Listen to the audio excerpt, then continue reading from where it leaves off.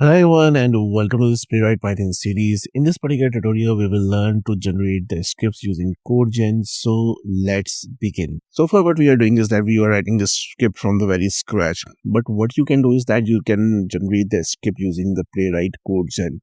Now let's go to the browser over here and go to the Playwright website and search for the Codegen. And here you see that Playwright comes with the ability to generate the tests for you as you perform actions in the browser. And it's a great way to quickly start with the testing. Now, what happens is that when we talk about the Playwright Codegen, so we can generate the test with the Playwright Inspector. So when we will be running the Codegen command, two windows will be opened. One, a browser window where you will interact with the website you wish to test, and Playwright Inspector window where you can record your tests and then copy them into your editor. Now, in order to run the Codegen, we will be using the Codegen command followed by the website URL. So that's how we can run the Codegen with the specific website where we want to generate the scripts. Let's go to the PyCharm and run this command over here. So what I'll do is that let me copy this URL from here. And we go here and say Playwright Codegen and paste the link of the website from where we want to generate the script. Okay, and then press enter. Now it will open two windows. One is the browser. So this is the browser, and this is basically a Playwright Inspector. Okay, now as soon as I will perform actions, you will see that the code will be generated in parallel. Okay, so here I'm typing admin. So you see that clicked on this field, click on, and it's filling with the text as admin. Now here admin 123, then login. You see that all actions being recorded over here. Now I'm clicking on this image, then clicking on logout. Now we have different options over here. So it's not about generating the script. Sometimes you only need the locator. For that, we have this pick locator option. Simply click on this one. And for example, you want a locator of this particular username field. So you will click on this one, and here in the inspector, you will get the locator for this particular element. Okay, and now as a tester, what we need to do is that we just don't want to record the actions. We also need to perform the test. We need verifications, right?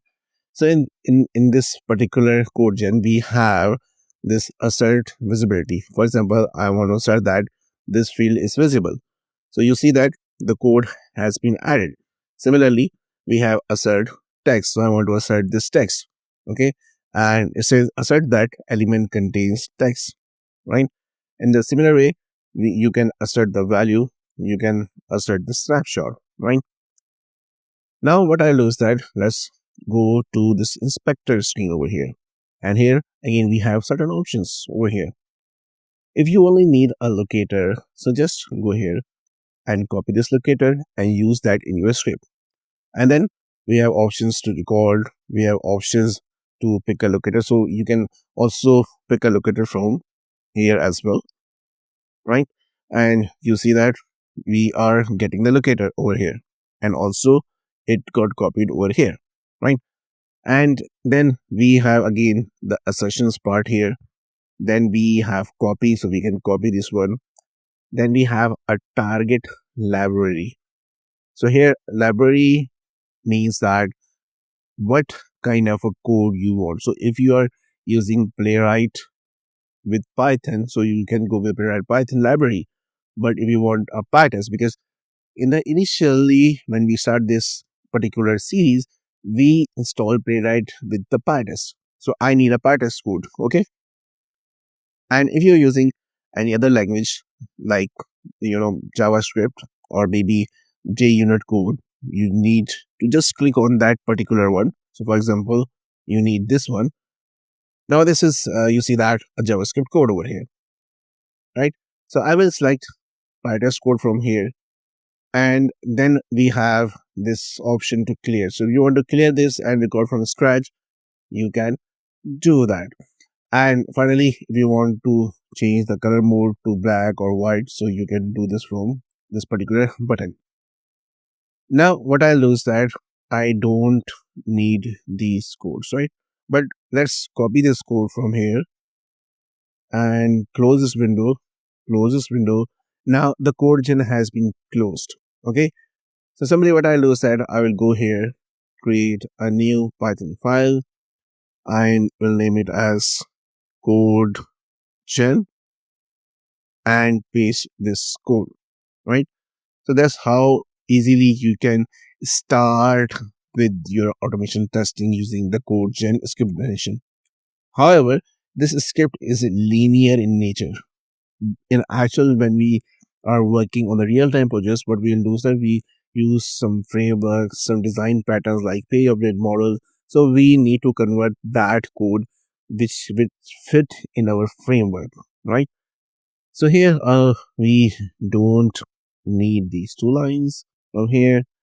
Let me remove this one, and here the code is basically going to our HRM website which we just recorded, clicking on username field, providing the username, then password, clicking on login, and then we have to click on the profile image, then clicking on the logout, and once it will log out, it's basically doing an assertion that username field exists.